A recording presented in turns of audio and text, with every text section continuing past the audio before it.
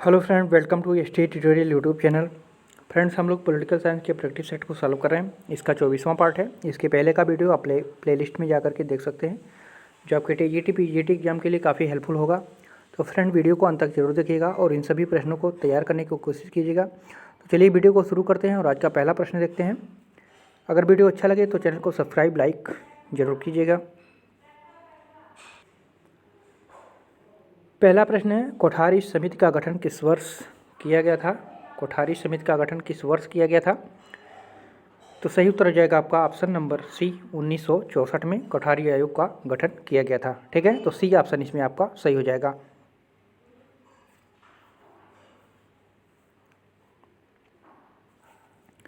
कोठारी आयोग के बारे में थोड़ा सा देख लीजिए। सन 1964 में भारत के केंद्रीय सरकार ने डॉक्टर दौलत सिंह कोठारी की अध्यक्षता में स्कूली शिक्षा प्रणाली को नया आकार व नई दिशा देने के उद्देश्य से एक आयोग का गठन किया। इसे कोठारी आयोग के नाम से जो है जाना जाता है। डॉक्टर कोठारी उस समय विश्वविद्यालय अनुदान आयोग के अध्यक्ष थे। ठीक है, आयोग ने स्कूली शिक्षा की गहन समीक्षा प्रस्तुत की, जो भारत के शिक्षा के इतिहास में आज भी सर्वाधिक गहन अध्ययन माना जाता है। कोठारी आयोग 1964 से 66 या राष्ट्रीय शिक्षा आयोग भारत का एक ऐसा पहला शिक्षा आयोग था जिसने अपनी रिपोर्ट में सामाजिक बदलाव को ध्यान में रखते हुए कुछ ठोस सुझाव दिए। ठीक है, आयोग ने 29 जून 1966 को अपनी रिपोर्ट जो है प्रस्तुत किया, जो है इसमें कुल 23 संस्तुतियाँ थी। ठीक है, इसको भी याद की डिनोट कर लीजिएगा। ये भी पूछा जाता है और ये भी पूछा जाता है। गठन तो 1964 में हुआ, लेकिन रिपोर्ट प्रस्तुत कब किया था? 1966 में। और इसमें कुल कितनी संस्तुतियाँ थी? तो 23 संस्तुतियाँ थी। ठीक है, तो इन 2-3 पॉइंट को भी याद रखिएगा। दूसरा नंबर प्रश्न है, अगर हमारी सभ्यता असफल होती है तो ऐसा प्रशासन के पतन का कारण होता है। यह कथन किसका है? तो ये कहा था प्रोफेसर वी.जी. डोनरूम ने। ठीक है, प्रोफेसर वी.जी. डोनरूम ने कहा था कि अगर हमारी सभ्यता असफल होती है तो ऐसा प्रशासन के पतन के कारण होता है। ठीक है, तो सी ऑप्शन इसमें आपका सही हो जाएगा। तीसरा नंबर प्रश्न है, केवल शिक्षित लोगों को ही मताधिकार मिलना चाहिए, यह विचार के कौन समर्थक था? केवल शिक्षित लोगों को ही मताधिकार मतलब वोट देने का अधिकार होना चाहिए, किसने कहा था? तो ये कहा था जे.एस. मिल ने। ठीक है, तो डी ऑप्शन इसमें आपका सही हो जाएगा। चौथा नंबर प्रश्न है, भारतीय रिजर्व बैंक का लेखा वर्ष है। भारतीय रिजर्व बैंक का लेखा वर्ष है तो कब मनाया जाता है भारतीय रिजर्व बैंक का लेखा वर्ष? तो ये जुलाई और जून में मनाया जाता है। ठीक है, लेखा वर्ष जून जुलाई होता है महीना। ठीक है, और एसबीआई का पूछे तो एसबीआई का कब होता है? तो एसबीआई का होता है मार्च। ठीक है, मार्च होता है लेखा वर्ष। दोनों को याद रखिएगा, रिजर्व बैंक का पूछता है, एसबीआई का पूछता है। ठीक है, और वर्तमान एसबीआई का, ये रिजर्व बैंक का इस समय अध्यक्ष कौन है, मुख्य गवर्नर कौन है? तो शक्तिकांत दास हैं, और इसका मुख्यालय कहाँ पे है? मुंबई में है। ठीक है, तो इतना याद रखिएगा। ये मार्च, इसको भी याद रखिएगा, इसको भी याद रखिएगा। पाँचवा नंबर प्रश्न है, वह राज्य जहाँ सबसे पहले पंचायत राज प्रणाली लागू की गई। तो बहुत ही आसान सा क्वेश्चन है, राजस्थान में लागू किया गया था पहली बार। ठीक है, कब लागू किया गया था? तो 24 अप्रैल 1992 में। ठीक है, तो सन को भी याद रखिएगा। 24 अप्रैल 1992 को राजस्थान में सर्वप्रथम पंचायती राज प्रणाली को लागू किया गया था। अर्थार्थ से संबंधित कुछ प्रश्न है इसमें। 92 नंबर है, इसके पहले का वीडियो में 91 तक हम लोग पढ़ चुके हैं। ठीक है, तो निम्नलिखित में से कौन एक वक्तव्य से बाल गंगाधर तिलक संबंधित नहीं है? तो किसी एक वक्तव्य से, तो वह नरमपंथियों के उद्देश्य एवं तरीकों से प्रसन्न थे। तो बिल्कुल ये गलत हो जाएगा, यानी ऑप्शन यही सही हो जाएगा आपका। वो प्रसन्न नहीं थे बल्कि बहुत दुखी थे। ठीक है, वह नरमपंथियों के उद्देश्य तरीकों से प्रसन्न नहीं थे, ये सही होगा। ठीक है, लक्ष्यों को प्राप्त करने के लिए संवैधानिक तरीकों एवं हिंसा में विश्वास रखते थे, ये भी सही हो जाएगा। उन्होंने मराठी में केसरी और अंग्रेजी में मराठा नाम के 2 साप्ताहिक पत्रों को प्रारंभ किया, ये भी सही हो जाएगा। ठीक है, तो प्रसन्न थे ये नहीं सही होगा। ठीक है, तो संबंधित नहीं थे पूछा है, तो ये ऑप्शन आपका सही हो जाएगा। 93 नंबर क्वेश्चन है, 1936 में किसने कहा गांधीवाद जैसी कोई चीज़ नहीं है? किसने कहा था? 1936 में कहा गया था। तो ये कहा था खुद महात्मा गांधी ने। ठीक है, तो डी ऑप्शन इसमें आपका सही हो जाएगा।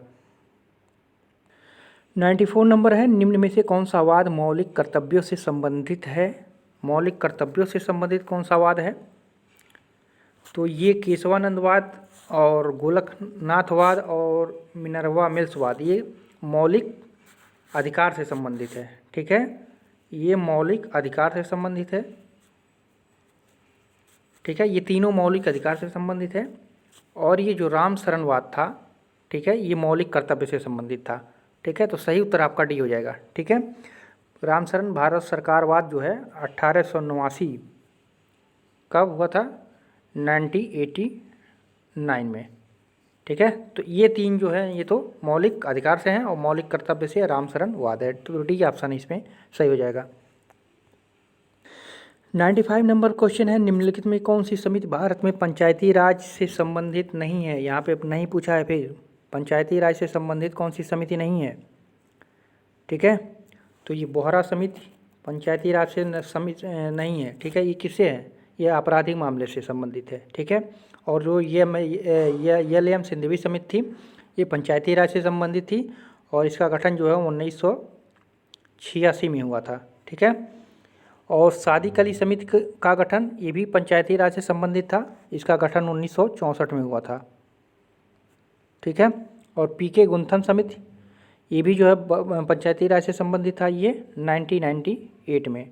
ठीक है, तो इसको याद रखिएगा, सन भी याद कर रखिएगा, ये मिलान के लिए इस तरह से दे देता है मिलान करने के लिए।